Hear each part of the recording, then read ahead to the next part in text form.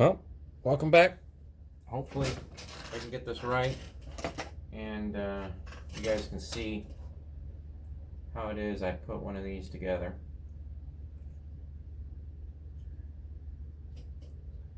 What had ended up happening on this is I just left a little bit of a film. It's not much, I just need to deburr it.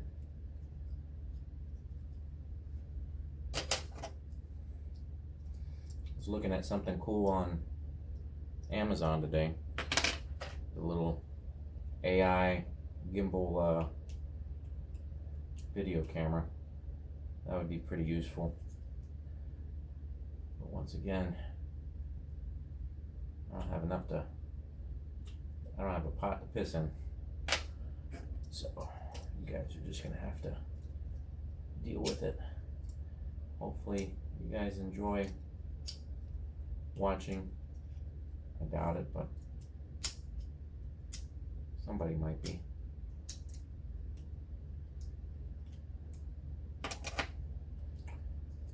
A lot of small stuff you need to pay attention to when you're making one of these. Not very conducive to, I'm not making $1 million off of these, I can tell you that. I'm doing it out of the love of doing it.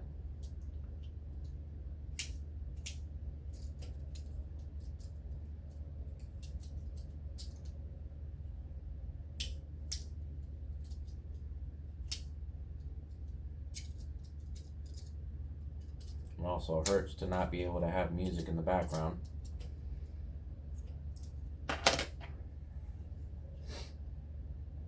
You know what's worse than a boring video? Boring video with no music in the background. That's what.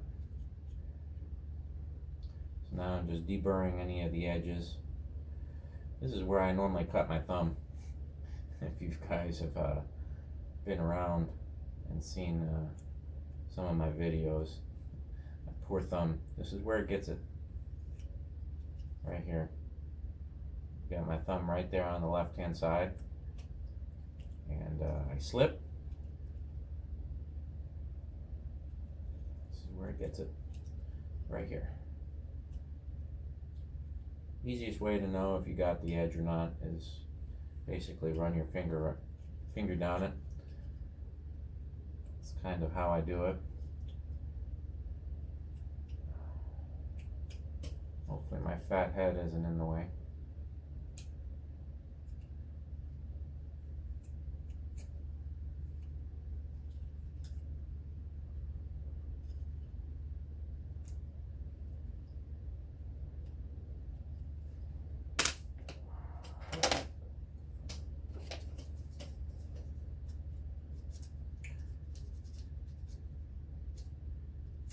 A lot of this, if you watch the whole thing,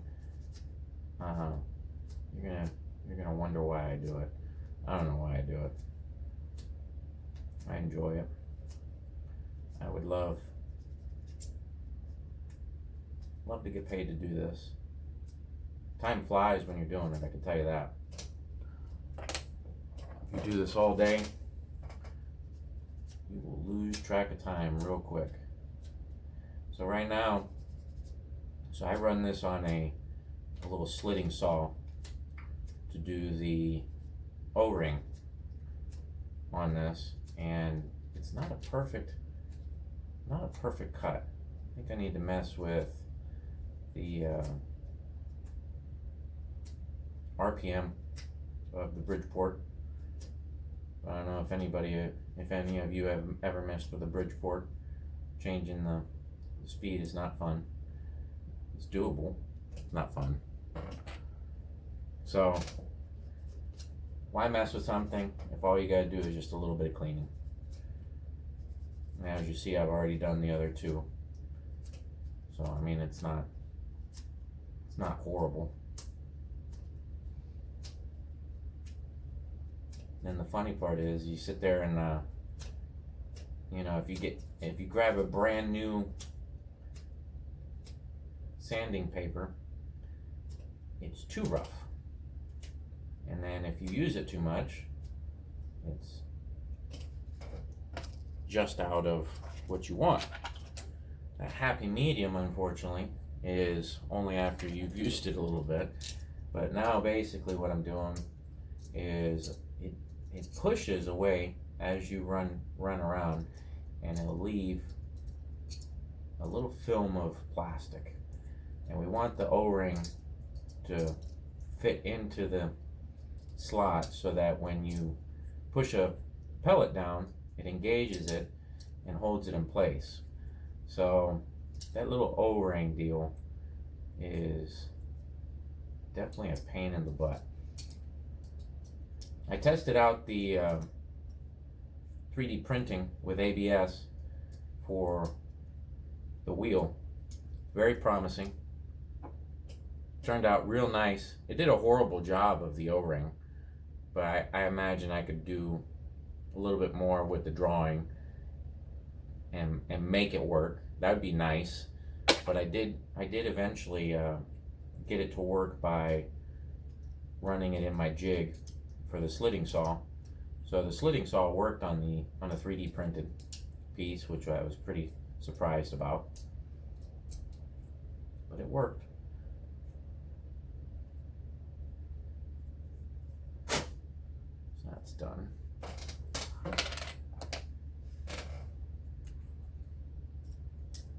Sometimes I feel like Sesame Street, like Count Dracula. One, two,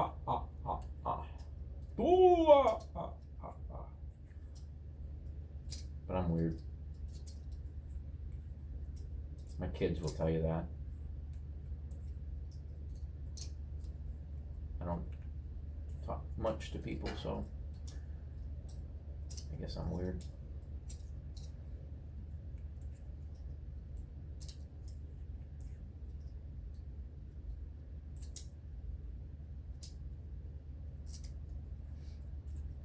Got plenty of other stuff to be doing. That's kind of my MO. I procrastinate. So that is a major issue. Oh, I put it on the file that's already done. I need to do this one. Then I'll work through the night in order to get the stuff that I'm getting paid to do.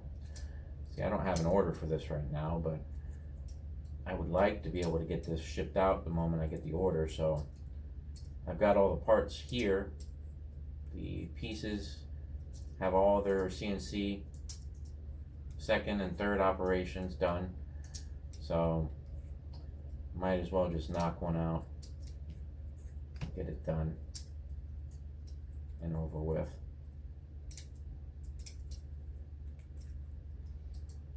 This will be a long video, I'm sorry. But somebody's going to enjoy it.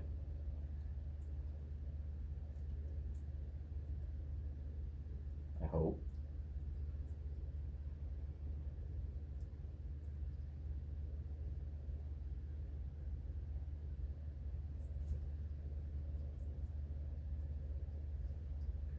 Then the other part's going to be, see my safety glasses? It's not for the safety part, it's the bifocals. But I have safety glasses on. I do wear them quite a bit, even as safety glasses. Especially when I'm running ACM board. That stuff is nasty.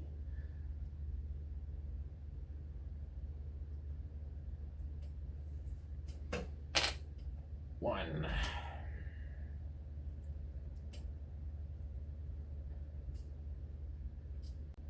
Okay, we're back. Sorry, I got interrupted. A buddy of mine came over. I could hear him dragging his feet in my warehouse. So right now, I got the pieces done. Now I'm lubing up the O-rings. It's easier to lube them up with a little. I put a little ballistol. A little ballistol makes it to where the pellets just glide right in. So you got to get all that other work done first before you do this part, because you don't want to mess up your O-ring. that's how it goes. That was real nice and pretty. Sorry, I'm not the most interesting person in the world, but whatever, people. Eventually, I'll do some cool shit, and people will want to watch. Hopefully sooner than later. There's a lot of CNC guys that I follow, and that I like their work. I haven't been watching too much. I don't watch too much TV. Take a little bit of ballast on here. Normally I'll put about a drop of silicone on there.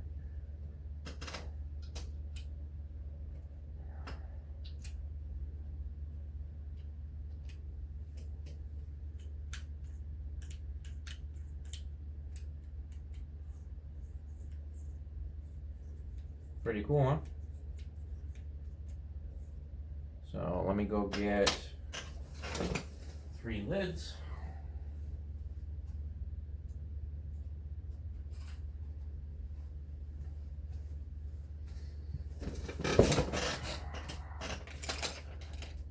Lids.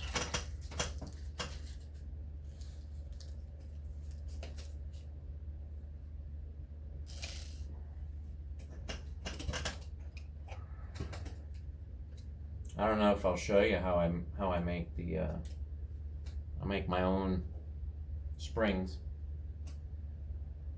I don't know if I want to show you that, but it's nothing new. I might do it anyways. I mean, it's on YouTube. Nothing special. Get this in there and strip it. There we go. If I strip it, I mean, I think the hole is just the right size. I need to make it just a little bit bigger. So basically I just used the screw to clear out the hole in the top. That's the type of stuff that you have to end up dealing with.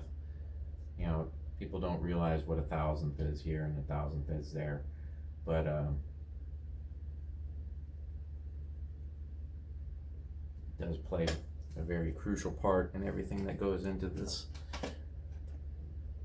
That's why I did the lid separately, because it is a pain in the butt to get the springs in and hold the pieces down. Okay, that one went in nice and pretty. So I did the lids separately, and the lids, I'm not really a proponent of precision with 3D printed stuff. The lids actually turned out really nice, so that's why I'm using them 3D printed. Plus it saves me a buttload of time. I don't have to load up the machine.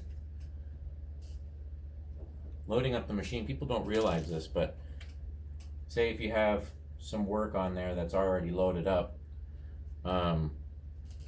just pulling that work off and putting it away is cumbersome. It takes time. I normally charge about 10 minutes for a load and unload.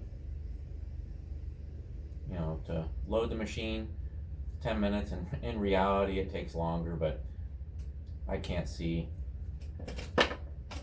myself charging what it actually costs to load the machine.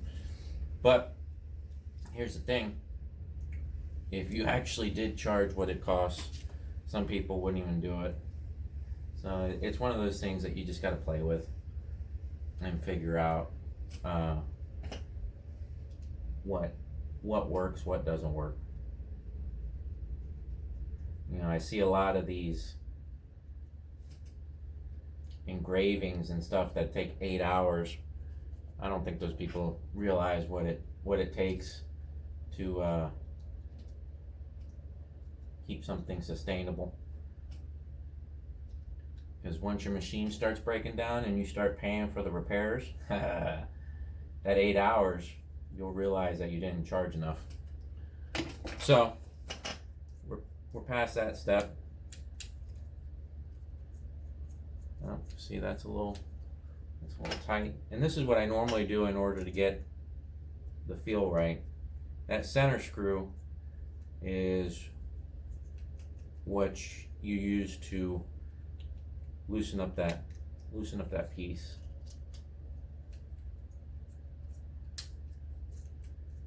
That's perfect. So now I got the lids on. The next step will be the springs. I probably will show you how to do that. It's not rocket science. There's a guy on YouTube that I think I learned it from to begin with anyways. So he did a pretty good job. There is an art to it, so you really got to, I think it took about 10 meters of spring material for me to get it right and start getting it. And even then, my first one after not doing it for a while will be garbage. But, well, I'm gonna go over and set up at the spring station, and I appreciate you guys for tuning in. Welcome back, y'all. I've already got my spring material cut. Now with the spring material, I do highly recommend you do wear safety glasses. It's very brittle steel, and you will not have fun if you get that stuck in your eye. So I'm definitely not going to tell you what size drill bit I'm using. That's mine to uphold. But you're going to see how I do this. So this is where I don't think the soft skin people, you are not going to be able to do this.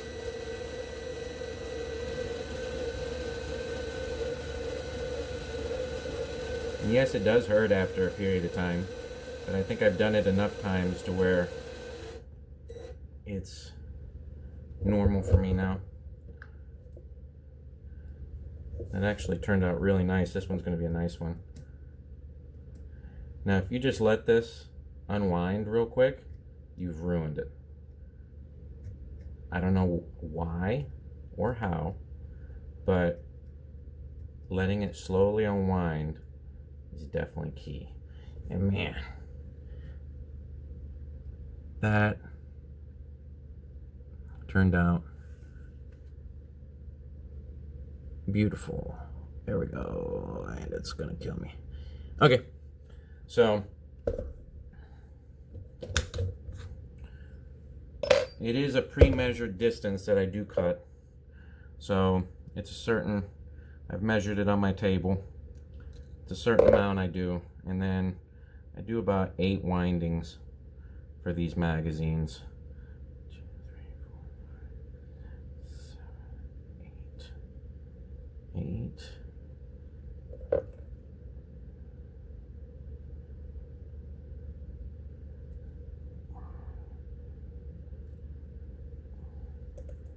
Sorry, 1, 2, 3, 4, 5, 6, 7, 8.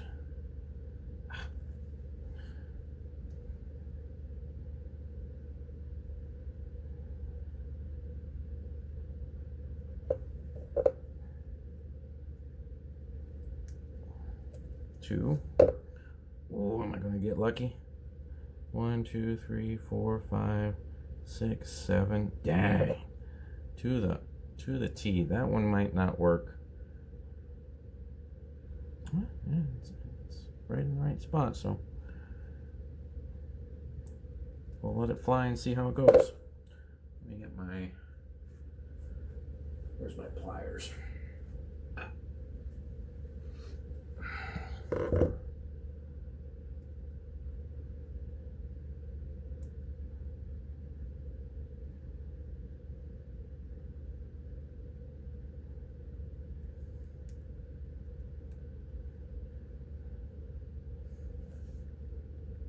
Turned out real nice. So I do one small and one large. By that I mean the tab that I leave. I do one small tab and one large tab.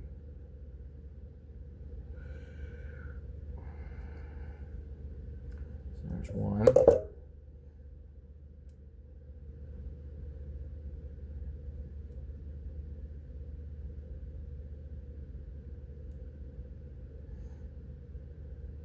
Oh man, these are turning out gorgeous.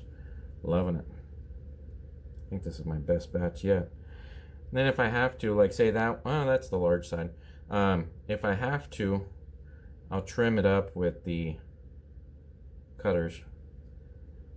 I know the real word, but politically correct nowadays is stupid. Okay, there's two. Get that a little bit more spring separation. It is nice to separate them because if they're too tight, you'll about go blind getting them into the holes. So I stretch them out just about an inch, and that helps out with getting them into the magazine area. They also have to be tall enough because if they're not, as I'm preloading it, they'll pop out. That's no good. Okay, that's good. Let me get the screwdriver.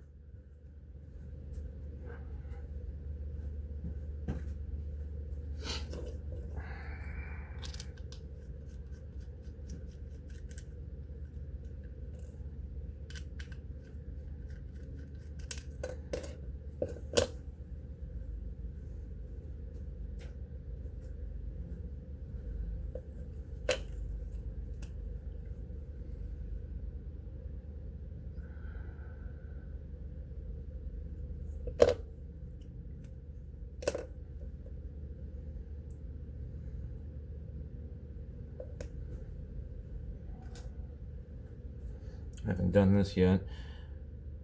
Such a small hole. I think it's all, yeah, it's a millimeter. So I haven't placed an order yet for my CNC bits. So I have a very small 1 millimeter tool. And yeah, your guys are funny. But it's a small 1 millimeter tool. I think it's only about 3/16 long, because once you get into the small tools, the longer it is, the more susceptible at snapping off it is. So normally what I do is I have the drill bits. I just get it started with the CNC, and that gives it the exact spot, and then I just chase it like you just seen.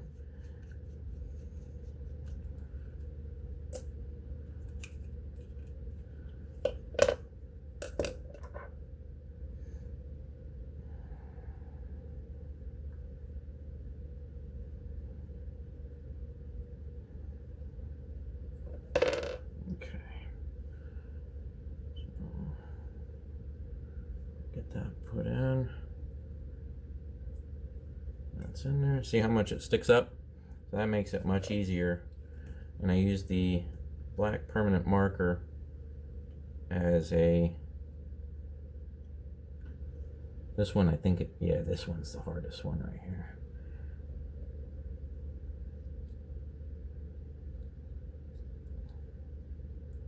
I need to change that up. Move that hole into a different spot.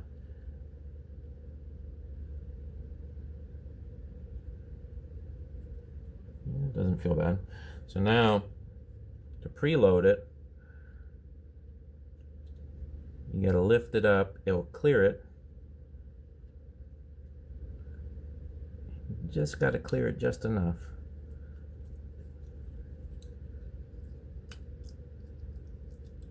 There we go. And it sits down just ever so slightly, and you can kind of tell when it does, because it'll be sitting up in the air a little bit, and what you want it to be nice and flat. That's how I designed it, to where the magazine, or the wheel as I call it, will be flat with the base. If it's not, it's just a matter of turning the mag a couple times, and what happens is that spring gets underneath the mag wheel, and it'll sit it up in the air a little bit. You don't want that. Sometimes I got to sit there and just back it out, get it restarted. It doesn't, I would say it doesn't take much at all for these things. So right now it's too tight. That's better. And then if you get it to where you wind up the spring a little bit, you'll know when you have it right. Just a little bit more. Oh, that's beautiful.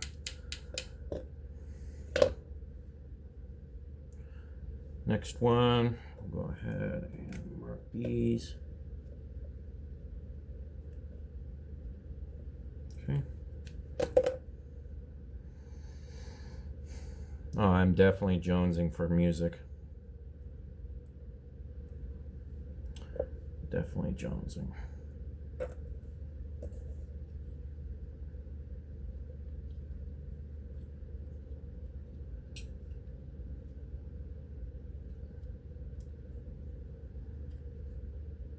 Perfect. Getting pretty good at it. See, now this one is right there. So this one I might need to go one full revolution around. Let's see here. Huh? I'm getting pretty good at getting those on the dot. That all has to do with what orientation you have your spring. Whether you have it at 360 degrees start and stop, or you have it at 180 degrees or 90 degrees, gives you different types of tensions. Once again, that's something that you won't know until you've done it, and you have to basically just trial and error. It's a little on the light side. Now, see, that one's got a little bit more pizzazz to it. I can tell that one's lighter. So what might end up happening, I'll have to adjust it, pull it out and adjust it, because it does. I don't even know how to tell you on that, but that's just a feel. Once again, that's part of, you know, a good quality product. It's dialed in specifically for each one. Now, granted, it's CNC done, so if you have to order a part, it's the same exact part. So your products that you put into it should be exactly the same. It's just a matter, you might have to do a little bit of tuning. See, that snapped in nice and pretty. And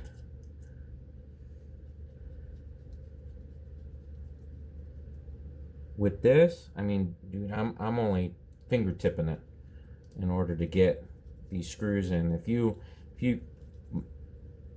really tweak down on it, you're gonna strip it out. I eventually would love to put some brass inserts in there, but I really don't want anybody torquing down on it that hard. So this is completed. Let me see where I have.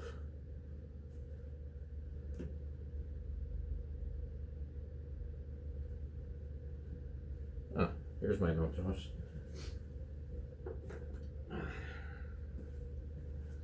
I got it more as a pistol right now. Put it on safety.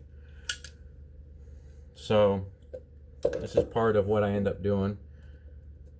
I hope it works on the first shot. Ooh, beautiful. That screw needs to go further in. Let me get more than likely what it is. What I noticed with the 3D printer, the chamfers aren't that great. So I'll probably go to doing the chamfers manually. You end up getting just a little bit of filament inside the chamfer. And so what I do now is I'll chase it with a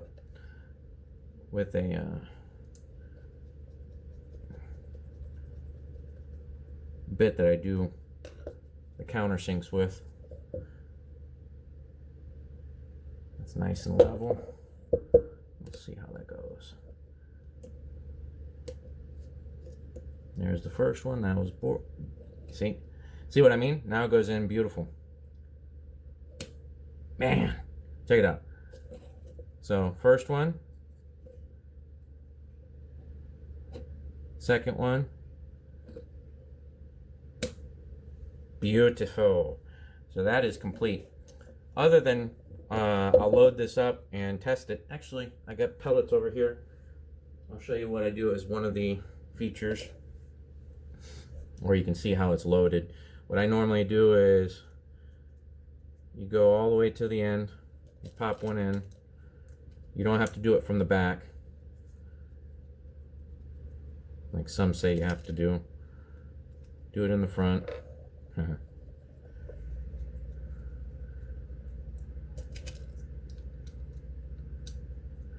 Now you have them all open. That's the good part about this. These lids, I can place it all in the top side.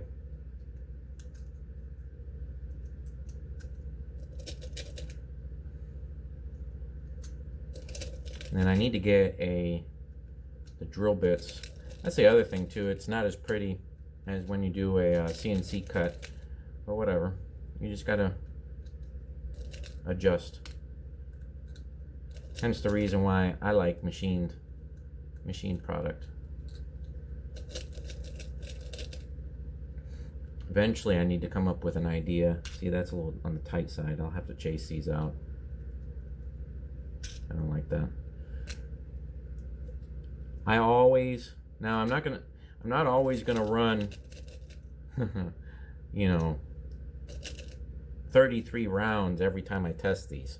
But what I am going to do is make sure that the fitment is proper. See, like say right now, these holes are a little on the small side. I don't like it. So I will go ahead and probably find the nearest drill bit to this size, chase these open a little bit, and I think maybe, yeah, see, that fits beautiful. So I'll have to get like a reamer style type deal. Yeah, these are fitting nice and pretty.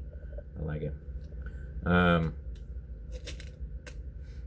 I need to make a tool to line these all up and do like a speed feeder, because this is kind of annoying. I know it is, but I don't think there is one out there that with the lid on it that you can put them all in at the same time without having to advance it.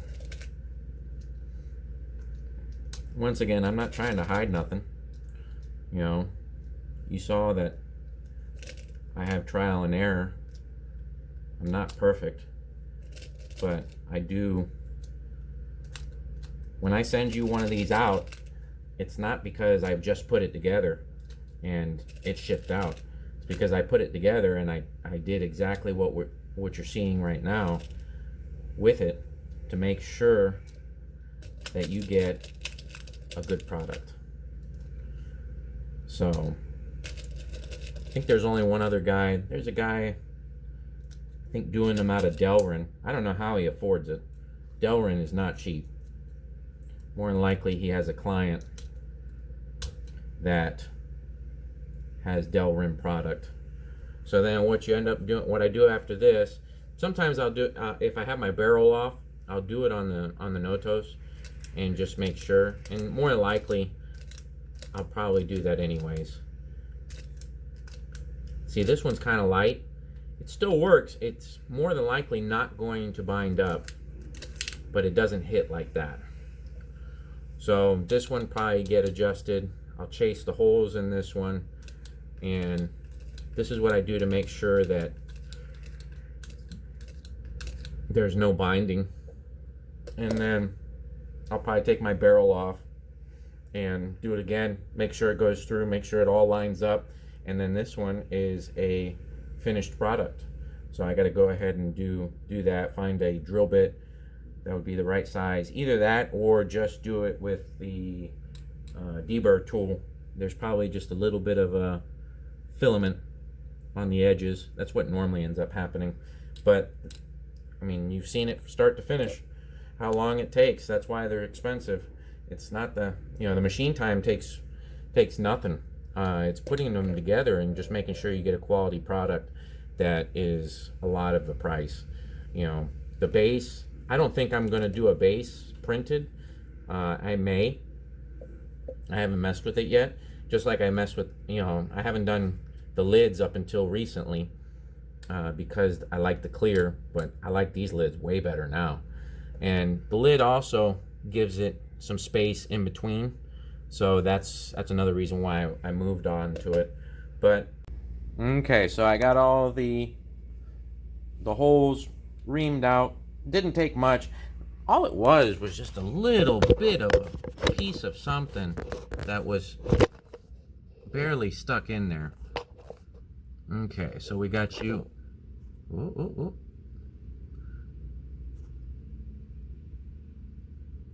We got you in the right spot.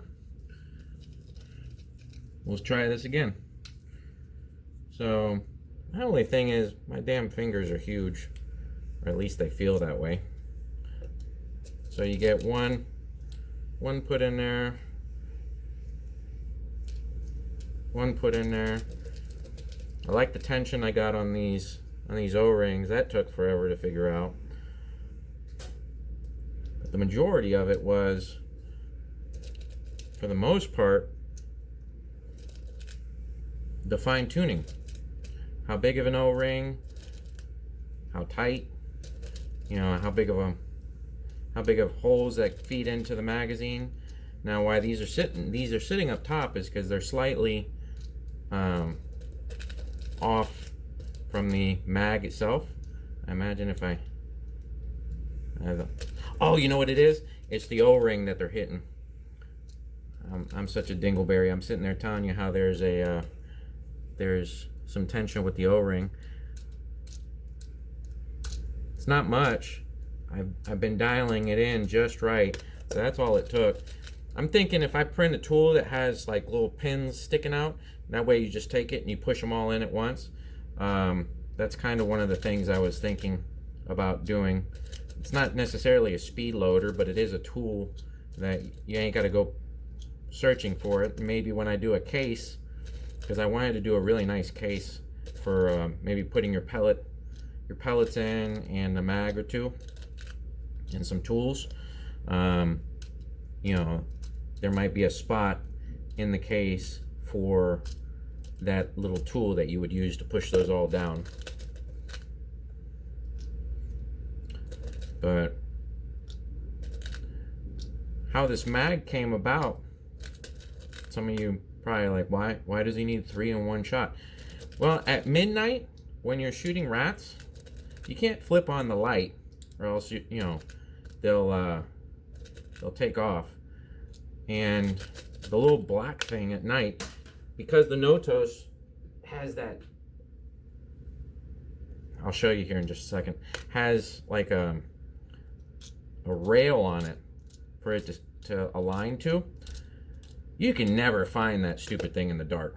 So right here there's a rail on the back side, and it fits in a very particular way on this gun. It fits only one certain spot. During the daytime, it's not that big of a deal. And I had these lids off, so I have to readjust again. But at nighttime, man, you can't see that crap. So I took the barrel off. I'm going to test that these all fit down real nice and pretty. So now, I'm probably not going to... Oh, that was nice.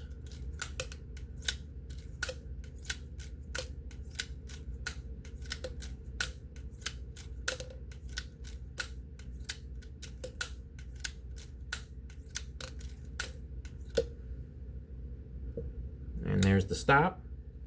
Slide it to the next. 2, 3, 4, 5, 6, 7, 8, 9, 10, 11, and stop. Slide it to the next, And this one has a positive stop, so this one's definitely going to be the nicest one. 1, 2, 3, 4, 5, 6, 7, 8, 9, 10, 11. Stop. That's basically it. That feeds nice and pretty.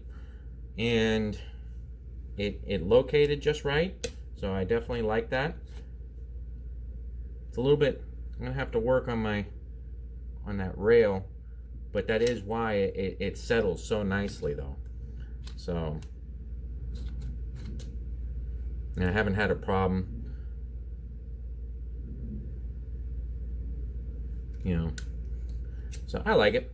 And this one is basically ready to go. So I hope you guys enjoyed. Until next time, we'll see you later.